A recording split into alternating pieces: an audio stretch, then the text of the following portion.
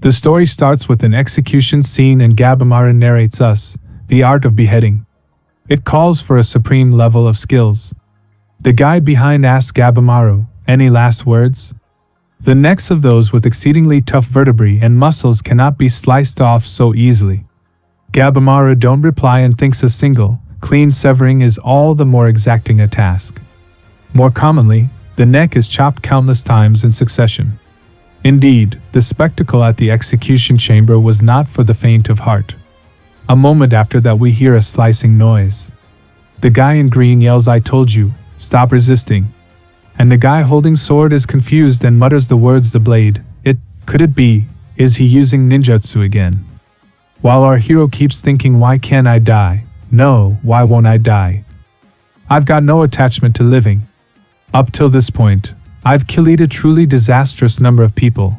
I have no intention of outliving them for very long. I've been a shinobi, a ninja assassin, since the day I was born. So I don't understand the value there is to be found in life. From the very moment they're born, every shinobi of the village hidden amidst stone is taught nothing but ways to murder. In return, they gain superhuman capabilities, but many lose their lives during training. As Gabamaru keeps thinking, the girl in front of him speaks. I see. Now then, I'm told if one is from the stone village, he can snap blades against his bare body with no effort. Gabamaru replies, pretty much. And if they keeping trying to kill me that half-assed, they won't leave so much as a nick on me. I don't even need to use any ninjutsu against them. Girl asks, can you use ninjutsu? Gabamaru mockingly says, duh. I'm a shinobi. Girl says, would you be willing to show me your techniques? Gabamaru asks, for what? Girl replies, personal interest. Gabamaru denied. The guy yells, burn him at the stake. Gabamaru narrates burning at the stake is actually meant as a means of executing arsonists. The scorching of the flesh ushers in excruciating pain as the muscles shrivel from the heat, in turn causing the body to curve so much that the victim's bones fracture. In the end, the smoke billowing up from the sedge grass causes suffocation or, in other words, death by intoxication. It is a very, very agonizing form of execution. There have been times when they were killed before the deed as a kindness.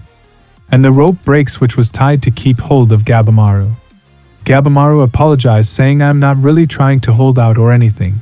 Back in the jail, Gabamaru says, in fact, I kinda wanna be off already, if you don't mind. Girl replies, is that so?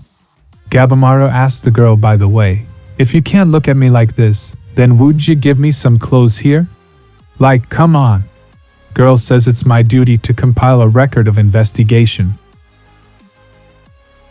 I see no impediment to my work continuing like this. Gabamaru mutters, it's nothing terribly interesting. My upbringing or whatever. Girl tells him to keep talking, just tell me. It's my job. What of your parents? She asks. Dunno. All I know is they got done in by the village chief when I was a baby. Dunno why either. Don't much care. What about your dreams? She asks. Gabamaru replies, don't got any. Shinobi ain't got any ambitions or creeds. All we do is kill whoever we're told to. The reason I got captured? Let me think. I was trying to wash my hands of the shinobi life. And just as I was about to, I got betrayed by a companion of mine in the middle of a job, and they caught me. Must have been a trap from the start. Probably on orders from the chief. Though it's against the village code to let anybody quit. No helping it, I guess. The girl says, next question, why did you try to escape to begin with? The guy yells again, rip him limb from limb. Ashizaki, execution by tying the limbs to runaway cows. It's said human legs can withstand 500 kilograms of force, but a cow can pull with a force of 950 kilograms, or 6 koku. That's force enough to tear a person's lower body from their chest, let alone rend the legs. They tie his legs to cow by rope and tries to rip him into two. The guy tells Gabamaru to not resist. When the cows tries to rip him, they come falling down into his legs. The guy weeps, I told you not to resist. Gabamaru says, but it was tickling me, wow. The guy gets really angry, saying at this rate the reputation of the magistrate's office is on the line. and orders to bring more cows. Gabamara asks the girl they must have time on their hands to come out here to a place like this. Girl replies, it's because I couldn't get you to answer yesterday's questions. You may say you want to be killed, but from the looks of it, you were bracing against the Ashizaki just now. Why would a man without the will to live? No, before that, answer why you tried to slip away of the village. The guy interrupt and say forget about the record, just kill him. But girls shove him off saying excuse me, I'm working. And the guard behind brought more cows. Gabamara says the reason I tried to leave, I was a stone village shinobi in high standing. Acknowledged even by the chief himself. I was held in high enough regard to be married to his daughter. She was dumb as a rock though. I didn't know how a shinobi's daughter gets raised like that. Much less the chief's daughter. But he sheltered her to the point she knew nothing of the world. Coddled by peace. And thanks to that, my life totally about-faced. She always says, please take off your shoes before entering in the house. Once each day, we clasp our hands in prayer to Buddha and the kami. And we must always recite our prayer of thanks together. We give thanks for the lives we have received. Can't tell you how disorienting it was. I got sick of it in short order. I knew that at that rate, I'd only lose my touch. So, I asked the chief to get me out of this situation. And the chief said if that's how it is, then it can't be helped. But before you leave us, could you take one last job for me? It was when they sprung their trap that I realized, no matter where I tried to escape to, the denizens of the stone village would come for me. They had me at checkmate. I was a fool to ever attempt to slip away. And so I gave up. So told you it was nothing special, didn't I? Ma'am, if I may. I might be overstepping my bounds, but I am worried. It ain't for ladies to get too close to a dog like him. Do you know him? Gabamaru, former shinobi of the village hidden amid stone. Well? Oh, I know him. He's Gabamaru, the empty. No tears to shed. No blood in his veins, he's just hollow. With no feelings. He's a monster, a ghoul that killed 20 men when they arrested him. I'm telling you, he's dangerous. Rumor has it every stone village shinobi's immortal. They drank the elixir of life, or some such. What, the elixir of life? They say. The stuffs. In the enchanted realm. The elixir of life. I am sorry, I had too much idle gossip. No. It's just. If he really is an empty husk, then why did he fight back enough to kill 20 men? You may say you want to be killed. But from the looks of it, you were bracing against the Ushizak. Just now. Why won't I just be good and let myself die? She's right. What am I doing? I mean, I have got no attachment to life, right? Tomorrow I will end it all. At tomorrow's execution. Death by boiling, an execution style of dubbed the kettle. Used large quantities of oil. However, since oil naturally ignites past the 370-degree point. Why? Why won't I die? Why am I still resisting? I have no regrets, no affection to tie me. I am supposed to be empty. Magistrate gets angry saying, why won't you just goddamn die? Because you all suck. Magistrate, sir. Just give the word. Wonder what kind of execution you got in store for me THS time. I will be blunt, I am getting tired of being around you. Could you get a move on and kill me already? This will shut that insolent mouth of yours for good. Gabamaru is surprised. The hell is this? Magistrate keeps laughing and says, I will have you know our fair lady is no ordinary inspector. She's a sword tester who came all the way fro Edo to grace you with her presence. Meet Yamada Seaman Sager, the beheader. Yamada Seaman. The name passed down generations of the Yamada Ronin clan, each new head tasked with testing new swords and executing criminals. Those who bore the Aseman name were also called Asa the Slayer, or Asa the Decapitator. They conducted beheadings of criminals, as well as the testing of new swords on dead bodies, with a single sure stroke. Aseman is a master of the sword. Gabimaru is Sir Pride and mutters Aseman. A woman? The lady replies with an empty face. Yes, a woman. Shinobi escapee of Iga province, Gabimaru. The honored shogunate has called for your execution. You said you wanted to be killed. Allow me to grant your wish. Just after those words, Gabimaru feels that his head has been chopped off. This happened because of the lattice's immense aura. Gabimaru feels the pressure, because the art of beheading requires the utmost skill with the blade. The successors to the name of Aseman chopped heads off one-handed while sporting an umbrella in the other hand. It's said that there were even some among their number who could slice with such precision that they could leave a single shred of neck flesh unharmed.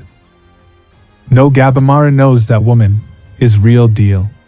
While feeling the pressure, Gabimaru breaks the locks on his hands, which makes magistrate scared and asks the lady to finish him off. The lady launches an attack but misses as Gabimaru slides backward to dodge the attack. The lady asks, why did you dodge? If you hadn't, you could have finally died. Gabimaru thinks, I could have died. While again the lady strikes back, Gabimaru thinks that he may not actually want to die. On the side, the subordinates try to support the lady and orders Gabimaru to stand down and submit. And here the fair lady keeps talking. In my line of work, I have witnessed the final moments of many different people. As such, I have come to be able to see what one really feels as they stand on the brink of death. A person's true nature emerges in the reflection they cast upon my blade. There are those who act tough to their very dying breaths, and those who make desperate last-ditch efforts to plead for their lives. Then there are those who lie to themselves that they've come to terms with their own deaths. Gabimaru gets annoyed and asks, what did you say? Fair lady replies with plain face. Gabimaru the empty. It's true that there's a big hole inside you. After hearing you detail your history, it's really no wonder. However, you have also told me a lie. You do feel an attachment to life. Or should I say, you love your wife. To you, her existence was your everything. Your whole reason to live. Am I wrong? On Gabimaru's face we see anger as he goes back to flashback and thinks of the things he told the fair lady. This is when Gabimaru strikes back, with subordinate's sword while growling. The fair lady speaks. The reason you couldn't be executed is because you still think of her. Isn't the idea that you hold no attachment to life, in fact? It's just what you're trying to convince yourself of. Gabimaru yells shut up and pushes her back, saying, I have no attachment, none. What the fuck would you know? What could you possibly understand of the world I lived in? I am Gabimaru the empty. He goes back to flashback where his wife tells him that he's not empty, and hugs him, while saying, you are a kind and gentle man. After all, you are the only one who doesn't recoil from a face like mine. Being used to ugly isn't always a bad thing, you know. In the Stone Village, men are soldiers and women are broodmares. There's no path given us to live as people. My face is the same story. My father gave me this burn so that I would give up hope of one day living a normal woman's life.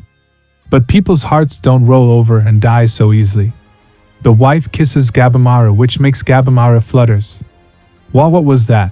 All of a sudden. While laughing, she tells him, see? Look how red you got. Now tell me, could such a person possibly be empty? Coming back to present, we see Gabimaru is still in denial and yells that he is empty. I am heartless, a monster, and keeps striking on lady, which makes her push backward. Gabimaru keeps yelling, because even if I tried to act human, it will never happen anyway. I don't want to make our living by killing anymore. I want to settle down somewhere. Settle down with her. I'm sure the chief will understand. It's for his daughter's sake. Let's live normal lives. Without killing anybody anymore. Someplace nice, peaceful, quiet, just like normal people, but that's a fantasy. It's never gonna happen for me. As Gabimaru was about to launch another attack, the lady shows Gabimaru something in her hand and tells him that it will happen for sure. Gabimaru stops, and the lady keeps talking. This is a shogunate-issued right of pardon. It's a missive that absolves any crime, no matter how grave, and even promises the magnanimous protections of the shogun. With this in hand, you can swagger down the streets without fear. Neither magistrates nor the shinobi of the village will be permitted to lay a finger on you. Gabimaru's surprised. Asked the lady, what are you talking about? The lady keeps talking. However, I have one condition before I give it to you. I shall have you venture to that world. Huh? Gabimaru is still surprised. And asks, that world? Like Nirvana? The lady says yes. Again Gabimaru asks, you telling me to die? The girl says no. Nirvana. Sukhavati. Even the lands everlasting. The mystic realm the faithful have believed in since time immemorial goes by many names. They claim it's a place full of joy and bounty, and devoid of the slightest suffering. Over time it came to be believed that this paradise lies beyond the Ryukyu Islands far southwest of here, and they found it. What greeted them was far more than just the dancing of leaves and petals. They could even hear a song in the air. It seemed the tales were true. And so the elixir of life that grants immortality must too exist. Gabimaru stops her. Wait, hold on. What are you even going on about? Some kind of fairy tale. I thought so too. The lady replies, yes, a fairy tale, but desiring the elixir of life and the immortality it would provide, the court of the shogunate sent a research group to the island. However, their boat returned with nothing but flowers aboard it. After that, they were sent out a total of 5 times. But it seems as though no one has ever returned. That is, if you don't count what used to be them. As she keeps talking, we see the shogun speaking. A man transforming into flowers? How mysterious! How wondrous! I knew it, those lands of legend do exist. And there's no doubt the elixir of immortality, too, is there for the finding. For the next expedition, use people who we don't mind dying. Gather convicts facing the death penalty from all over the country and send them to that island. I shall exonerate whoever returns with the elixir. I came here in search of people suited to the task. Those with strength enough, and most importantly, those with the will to keep on living. By the way, your wife is still in the stone village. Since the day you were captured, she's closed off her heart. Speaking to no one and eating no meals. I don't know her true motives, but I'd bet anything she's waiting for you. I will now ask you once and only once. Do you have any attachment to life? Will you go to an unfamiliar land alongside fiendish death row scoundrels, all scrabbling for the singular chance to be acquitted of their crimes? That is the only way you can ever be reunited with her. Despite all the dangers, are you attached to your life with her? Oh, Gabimaru the empty. The magistrate gets annoyed. Enough of this farce. As though I would let him leave this prison. Based off twaddle like that. They're orders from above. You think I care? If you get in my way, then you're in with his lot. You hear me, empty? Gabimaru gets back to reality and asks the lady. You said you wanted to see some ninjutsu, right? She says yes. And Gabimaru starts emitting some aura, which makes magistrate scared. Here Gabimaru tells her if something like this is all right, then watch all you like. Ninja art. Flame figure. With this art Gabimaru defeats all soldiers in a second. And tells the lady, I will do it. The elixir of immortality, I will find it. Excellent work. So, what do I need to do from here? She tells Gabimaru to follow her. We are first headed to Edo. What?